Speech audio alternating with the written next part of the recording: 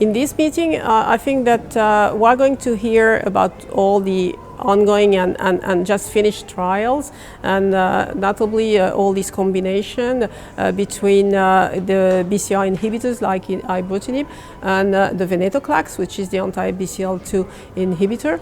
And so there are different combinations. There is also combination with chemo, and I think that we are trying to have treatment be stopped after some time, and probably we are going to follow on minimal residual disease, on MRD, and there are also new drugs that are starting to be available, and we are going to hear about these novel agents.